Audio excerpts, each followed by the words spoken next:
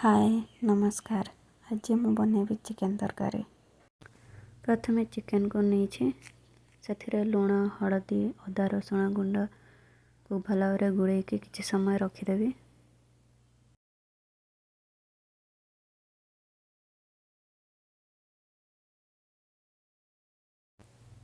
तापर गरम कढ़ई रे तेल ढालिबा।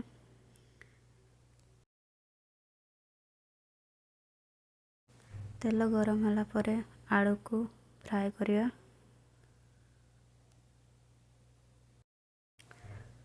आलू फ्राए हो गलानी एबे ताको काढ़िबा। से कढ़ई रे ही पुणी तेल ढालिबा।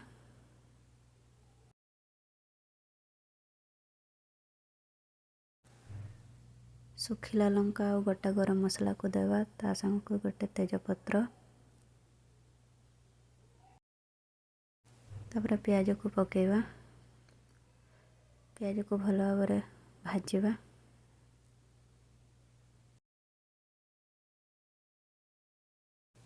प्याज भल भाव भाजी हो आसलानी एबे अदा रसुण पेस्ट को पकेवा। ताको भल भाव मिसई दबा।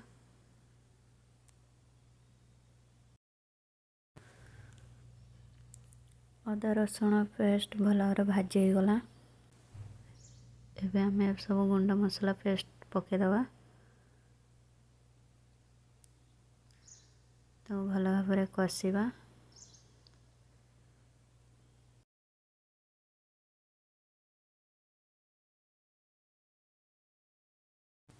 पानी दे आउ टिके समय कषिबा।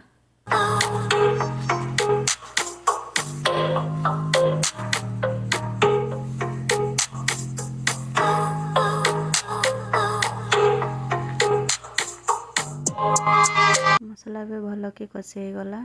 चिकेन पकेवा।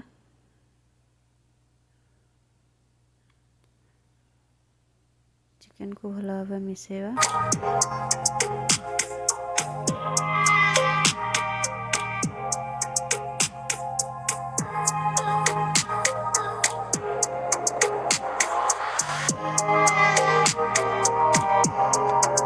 चिकेन हल्का टिके कषि हो गला। एबे हमें फ्राए होइथिबा आलू दे दबा।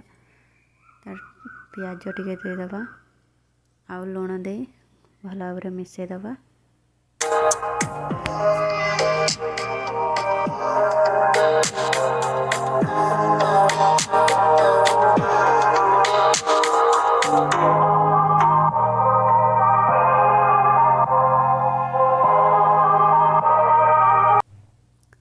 मझिरे मझिरे टिके चिकेन को भल भाव घांटिबा।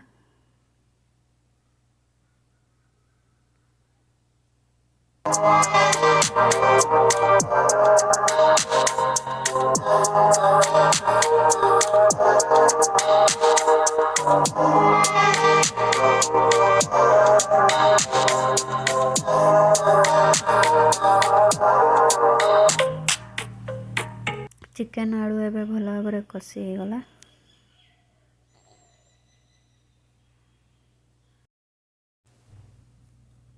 पानी दे टिके फुटिया को छाड़ दबा।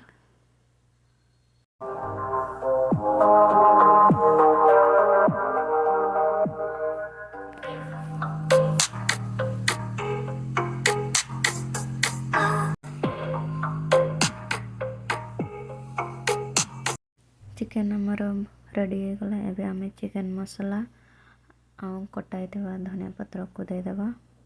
भल भाव मिसेवा। एबे हमर तरकारी पूरा रेडी हो गला। रेसिपी भल लगिले घरे बनातु। आ वीडियो पसंद लगिले लाइक शेयर करेंगे और सब्सक्राइब करने को भूलिए नहीं। रहुछि नमस्कार।